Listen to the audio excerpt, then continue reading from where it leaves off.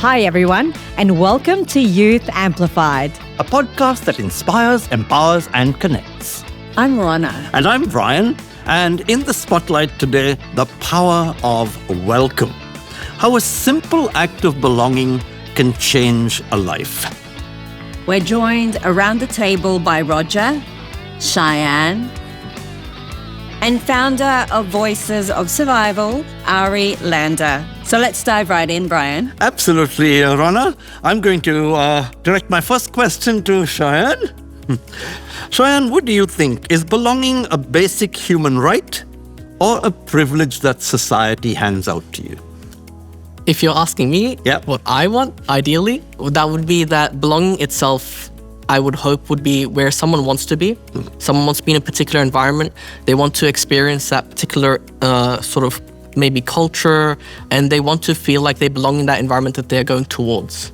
And so if someone wants to be in the sort of environment where people are maybe principled, where people are very serious about the way they behave or act or anything like that, then for them, belonging would be wanting to be included in that particular environment and being in that place that they want to be. And that's what I feel like people, as nice as it would be to be a human right, it might have certain implications or be difficult to sort of call it a right.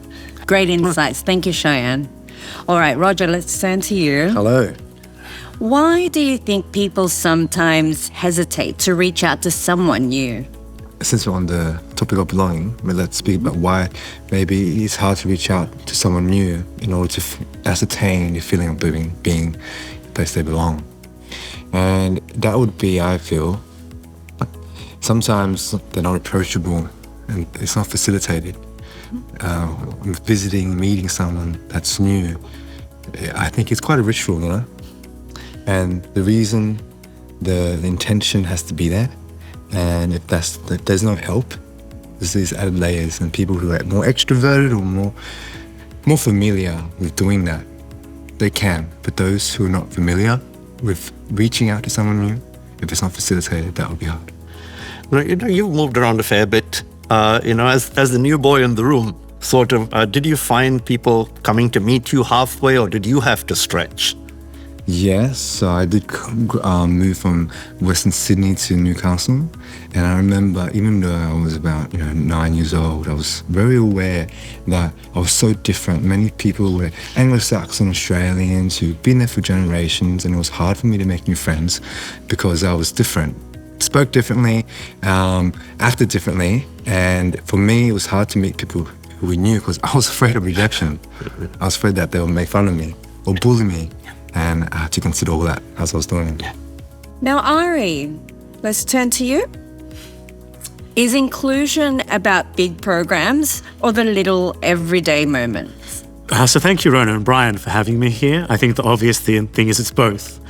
So say the work I do, it's small things. I work with survivors of genocide, and I love when the survivors I work with say at the end of their program, a lot of them lost their family was murdered.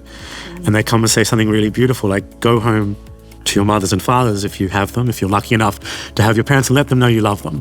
When you've got a classmate there, just be gentle and be kind. I've got a beautiful member of my team, Amadeh, who's a survivor of the Burundian Civil War, and he always says that classmate next to you, you don't know what they're going through. So just be aware of those small little acts of kindness and compassion. So I think that's really intrinsic, and I think that can feed through and change a culture. So I think that obviously feeds into big programs like a podcast like this and creating an entire cultural and network that I believe might require government support or a culture in a school or an institution and so forth. So I think it's those two things are absolutely interlinked. Now, you mentioned, schools and institutions, and that brings me to my next question to Shayyan. Shayyan, how do schools, workplaces, and communities unintentionally create outsiders? When it comes to maybe schools and workplaces, culture is definitely one thing. For example, as mentioned earlier with one of the questions, the little things, where when it comes to the sort of policies a workplace might have, those policies or the way a workplace is designed could by nature be exclusionary. It could be, for example, when I'm dealing or talking to people from, let's say, the Muslim community, when it comes to having time to just pray, going out of the workplace to specifically join for the Friday prayer, that in itself, it's always described to me as some sort of mission, where it's like, I have to get out at a certain point, I have to come back at a certain point. And the way that might affect their employment as well, it becomes a serious consideration. It becomes a whole discussion. You'd have multiple people just sitting around in a circle discussing this thing. And so when it comes to how they might exclude people, that's definitely one thing. The little things that might affect how someone is able to even practice or connect with their own culture, or maybe their religious practice, for example, these sorts of things do have an impact. And so that can create an environment of exclusion. Great answer. Thank you again. All right, Roger, you touched on this before, and I'd love to hear more. In terms of hiding part of who you are or changing parts of who you are just to fit in. Okay. What did I have to hide? I had to hide my I think my accent. You know, right now I'm speaking in an accent that I kind of like cultivated. But if I slip into my Western Sydney slang, like right now, I'm a little bit more relaxed in the tongue and the mouth, and I'm moving my head around, I'm moving my hands, and I'm speaking in a rhythm that is musical. And that makes me feel very embodied. But sometimes when I'm with other people, I could be guarded, and I'm more still. And if you get me excited, I will have an Asian twang. And that's funny, and that's great, and I think it sounds cool. So I had to hide that. Interesting. There's lots that's kind of hard. But that's one. I think that's it. That's very common for people from multicultural backgrounds. Shayyan, if welcome was a superhero, what do you think its superpower would be? And who do you think its arch nemesis could be? If welcome was a superhero, I would want it, it's going to sound like a very weird answer, I would want it to have the power of onboarding. Okay. What do I mean by this? A new person comes into the community, they're looking for something, they're looking for a certain environment. I want them to be able to be onboarded, connected with people, find a group that they can vibe with, they can communicate with, they can include themselves in some regular gathering. That's how you get to know people. Now, when it comes to the arch nemesis, I guess comes to the earlier point that I mentioned a while back, but the arch nemesis might be something like, I guess, alienation. Having to sort of hide certain parts of yourself, having to sort of change how you practice or express yourself around people because of certain things, certain expectations that people might have, and not being able to even voice these like differences in expectations makes things very difficult for people, from my experience. Yeah. Thank you, Shayyan. Ari, I'd love to hear your thoughts. What advice would you give young people who are trying to figure out who they are? I think it's some of the things that have been already said, that I think it's understandable sometimes you hide yourself, but at the same time, that's sometimes appropriate, but also finding moments to own your culture where it comes from. So Shayyan was talking about this importance, say, for prayer, and if that's an intrinsic value that you have, to own that and understand why prayer matters to you and what community matters to you. I think it's also finding places and people you can talk to and learn from. So Roger's my mate and we do some work together. He's a little bit younger than me, but I love listening to him and learning from him.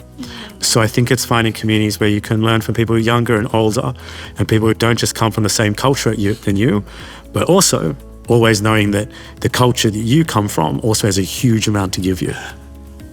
Excellent. So much to learn from young people, especially, and everyone around us who are different. Thank you, Ari. Roger, what do you think? What's something people often assume about migrants or refugees that simply isn't true? Where do I start? Where do I? Okay, besides the cliche, migrants are here because they're here to take over someone, or here to kind of like bring their baggage, and they're here to just escape for a better life but not contribute, maybe take advantage of the system. Maybe there's assumptions that just comes from a place of fear. And if there are judgments about other people, even if it's a migrant or non-migrant, if it comes from fear, it comes from a place that doesn't have love or the heart there when they're connecting with a person. And truth comes from, I think, understanding with compassion. And things that are concluded about migrants without compassion has a danger for not to be true. And I can go into specifics, maybe for the sake of time, just go for one.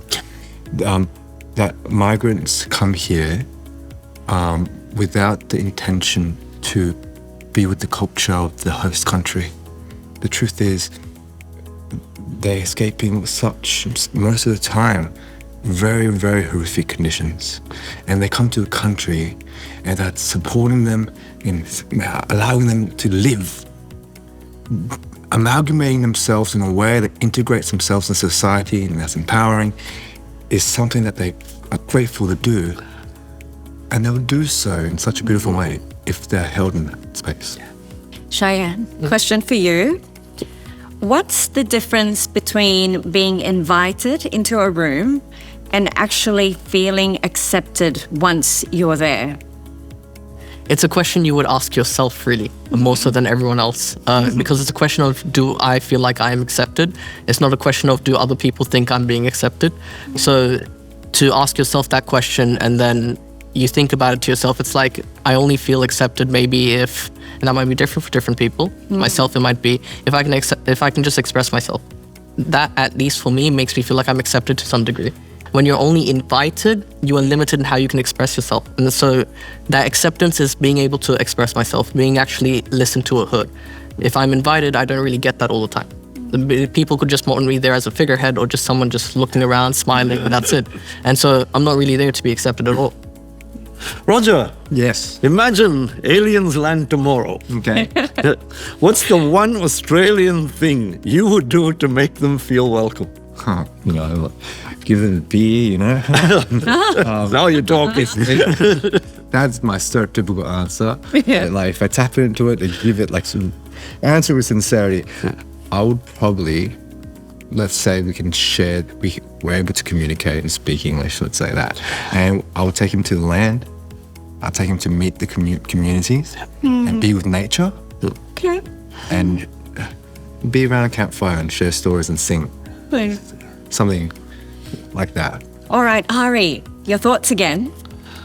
Is social media making us feel more connected or more excluded?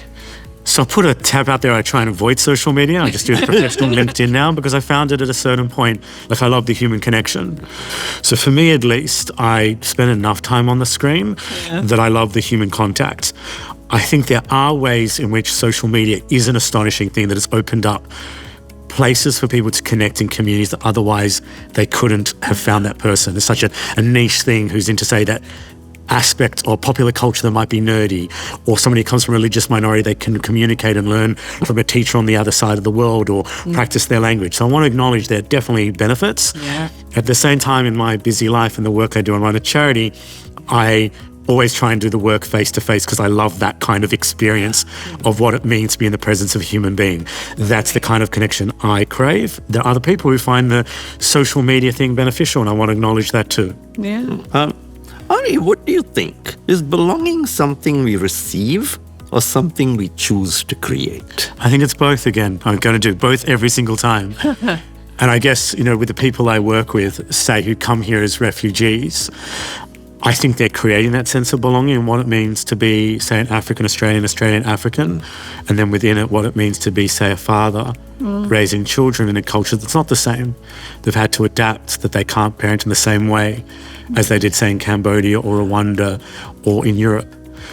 And at the same time, I think it's something you demand for yourself, and it's okay to have demands, to say this is what it means to belong, and to take it on your own stance of your values and your sense of identity. With some fantastic Yeah. viewpoints here, Ronna, today. Absolutely. And I think we can talk belonging all day. But time is up. It is. So thank you, Roger. Thank you, Shayyan. Thank you, Ari, for joining us today. Thank you. Thank you. Thank you. So until next fortnight, Brian, Yeah. let's continue to inspire empower, and connect. And remember, Your voice matters.